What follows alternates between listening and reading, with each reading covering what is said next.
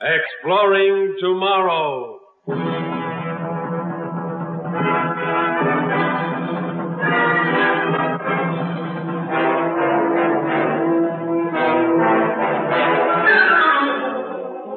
And now, here is your guide to these adventures of the mind, John Campbell. The 2 o'clock jet from Montana has just landed at New York, bringing in some 200 passengers, including some who have come to the world's largest city for the first time. Roy Bartlett is one of these. Big strapping kid out to seek fame and/or fortune, and New York was ready for him. The ancient custom of fleecing the country yokel will not die out for quite a few centuries to come. He just emerged from the port terminal and was looking around, big-eyed and confused and bewildered by the immensity of it all, when a girl came up to him. Hello there. Waiting for someone? Do you speak to me, miss? That's who I was talking to, handsome. I asked you, are you waiting for someone? Oh, no. That is... I just got here, miss. I came in from Montana on the jet plane there. Oh. You got friends here? Oh, I'm afraid I don't, miss. I just sort of decided to up and come to the city and sort of try my luck at it. Well, maybe I can help you. I sort of like you. You do? Mm-hmm. You know, something in me wants to help strangers, to show them the ropes. And I've got free time now. I'd like to, well, spend it with you. Oh, you're so kind. You're so pretty. You think so? Oh, yes. You're the prettiest girl I've ever seen. Your smile, your eyes, you're good. I can tell you're warm and sweet. It's good of you to come to talk to me like this, to stand so close to me. Well, I think I like you, too. What did you say your name was? I didn't. Oh, I mean, it's Bartlett, Roy Bartlett. Well, I'm Diana Lawson. You're big. Strong out there. Handsome. Well, does it always happen this way? Suppose we stop in for a bite to eat at that refresher mat and get to know each other, huh? I think that's a wonderful idea.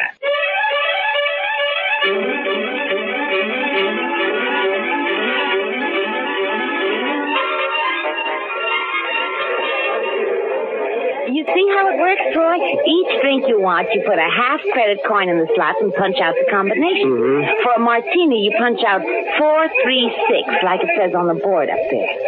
Here, give me the money. I'll get us some drinks. Huh? All right. 4, 3, 6. There we are. Wow. 2 nice dry martinis. Here, you take yours and we'll go to that table. Oh, careful, silly. Don't spill it. Well, aren't we going to get anything to eat? We can eat later. The occasion calls for a drink to celebrate your arrival.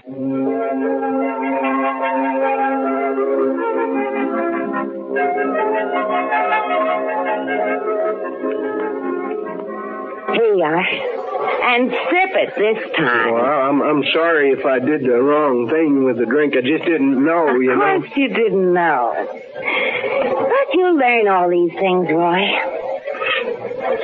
Where you from? Why are you here? Well, I worked all my life on my father's farm, and he died last year and left me all alone out there. So I kept things going a while and then figured I ought to try something different. And sold the farm, and I bought a ticket to New York. A one-way ticket.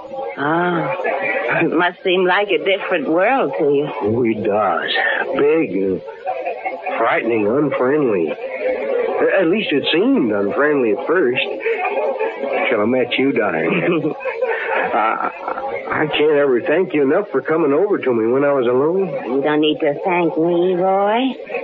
Just common decency to help a stranger out. Especially when he's a good-looking stranger. When are you seeing the central computer? The what? The central computer. Huh? Well, it runs New York, you know. Keeps the trains moving, the traffic lights, everything. You have to register with a computer when you establish permanent residence here. If you don't have a job, the computer will give you one. You didn't know that? I guess I hadn't heard. Where'd I find this computer?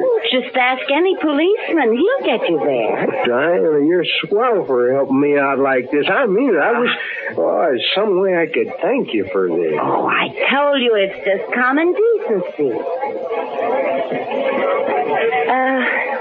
Roy, the money from the sale of your farm, did you bring it with you? You bet. Yes, sir. $5,000 in cash and the same in traveler's checks. Oh, so much. You carrying it around with you? Yeah, sure. Hey, that's dangerous, Roy. You'd better put it in the bank right away. Well, I don't know any banks. Oh, I'll take you to one. Come on. Unless you want another drink before we go. No, I haven't finished this one yet. Here, wait a minute.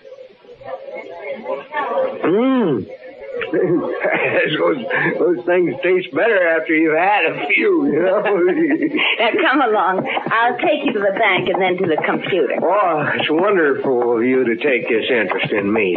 They warned me New Yorkers were unfriendly people, but they sure aren't.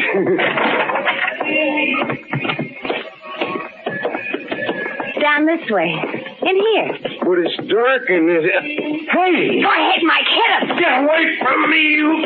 Leave me alone! Diana! Come back! Diana!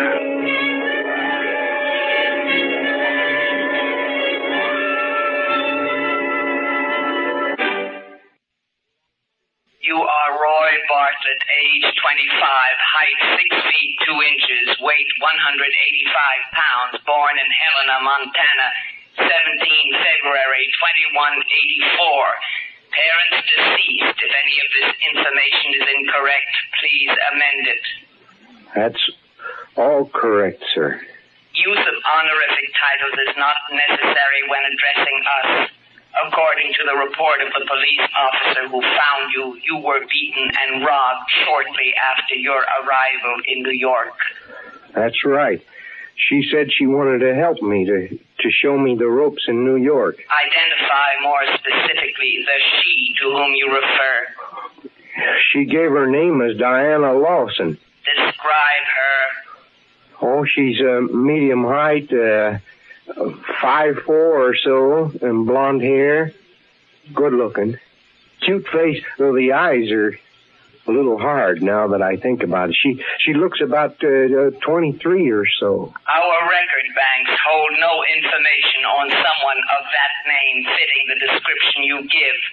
The name was obviously assumed. Your introduction to New York life was unfortunate, but not uncommon. Do you plan to remain here as a permanent citizen? Yes, I mean, yes.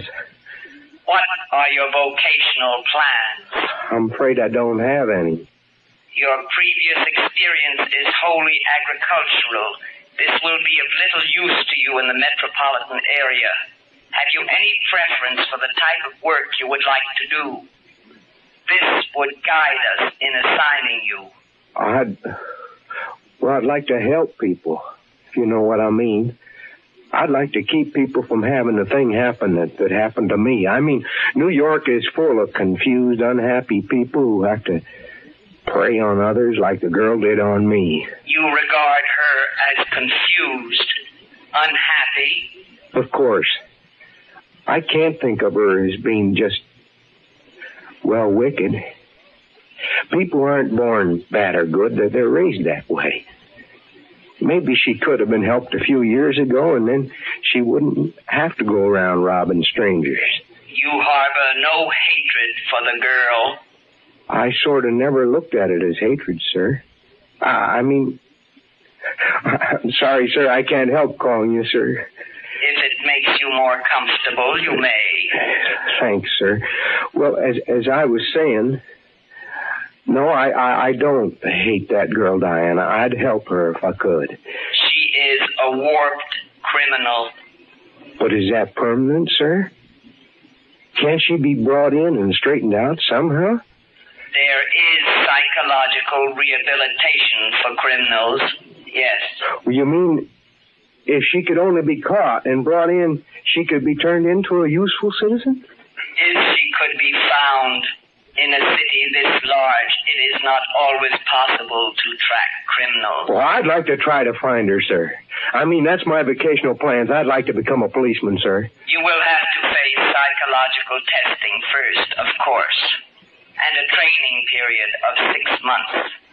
But let us warn you, Roy Bartlett, if your motive in this is one of revenge, you will not survive the first battery of tests.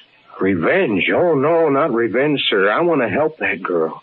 And the others like her. Honest, that's what I want to do. This will be demonstrated in the tests. Do you think I'll make the grade, sir? The tests will answer that.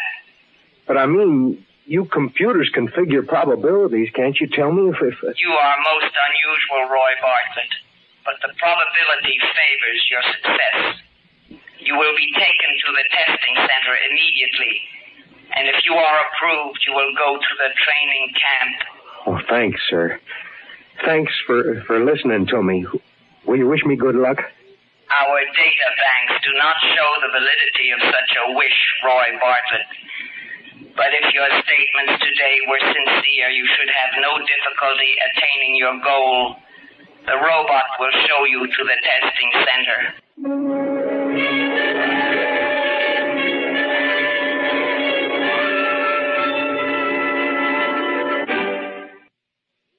Of course, a computer can talk about revenge. That's a word that can be put in its vocabulary. But it couldn't understand what revenge meant. It couldn't understand human feelings of any kind. For that, human beings are necessary.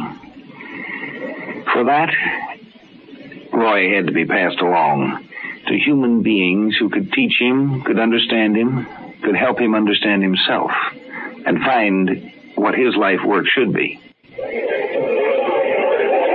Mind if I sit down here, miss? You seem to be alone. I am alone. Glad to have some company. Sit down, stranger. Thanks. Thanks very much. You waiting for someone? Yeah, I was. I don't think he's going to show up. You must know how that sort of thing is. When someone you're counting on doesn't show. Yeah. Yes, I know what that's like, Diana. And I've been looking for you almost a year. You know my name. Who are you? You mean you've forgotten me, Diana? I suppose you would have.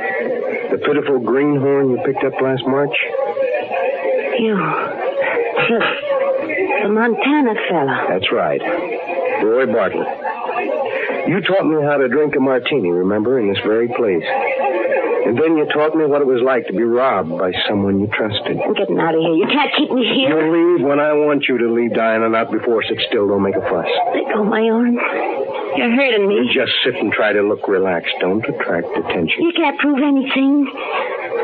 Leave me alone or I'll call a cop. Go ahead, Diana. Call one. Now, look. That badge.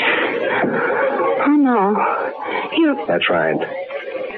I found a job in the big city, Diana. 6 months of training and the breaking-in period. I don't happen to be wearing my uniform now, but the badge is real. What are you going to do with me? Take you away, Diana, to Psych Center, where they can help you straighten up and grow the way God meant you to. You know, girl, you really did help me, and it really was worth the $5,000 you took from me.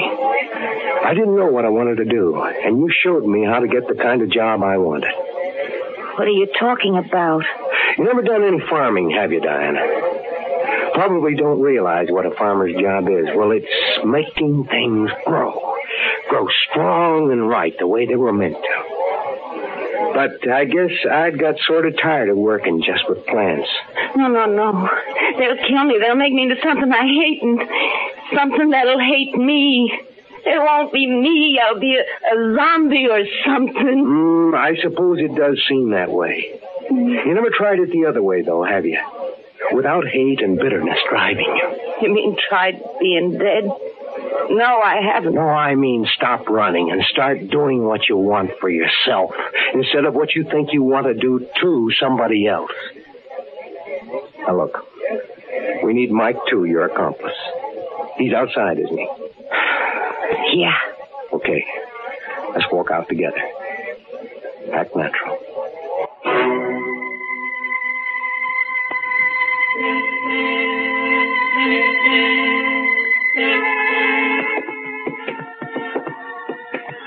That's right. Just walk along with me as if I'm a rube you picked up and you're taking me down the block to that dark alleyway. Yeah. Where's Mike? Is he right behind us? He ought to be. Mike, get him! He's a cop!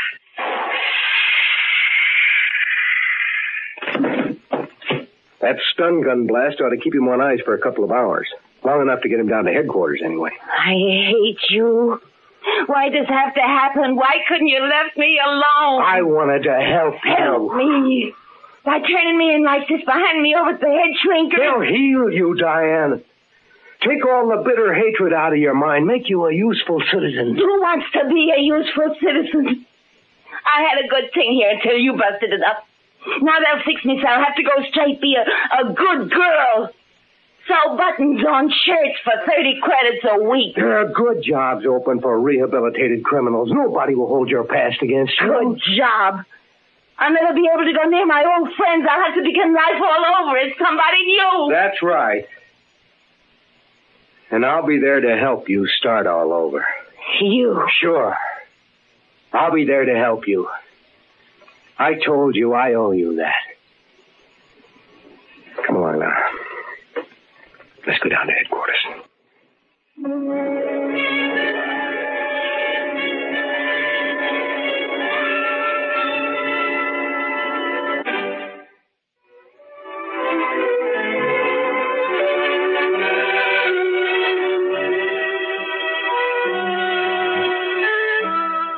Some people like to work with material things, and some can't see beyond it. When they can't see beyond material things, they're like Diane. Some people like to work with information, bits of data. Accountants, lawyers, many people work with data and information. So do computers. But some go beyond that and want to work with human beings. Now, some lawyers are not merely information handlers. They're human handlers. I guess Roy was one of those who wanted to go beyond the material and even the low-living things. He wanted to work with humans. You see, Diane did do him a favor, and he did owe her a favor.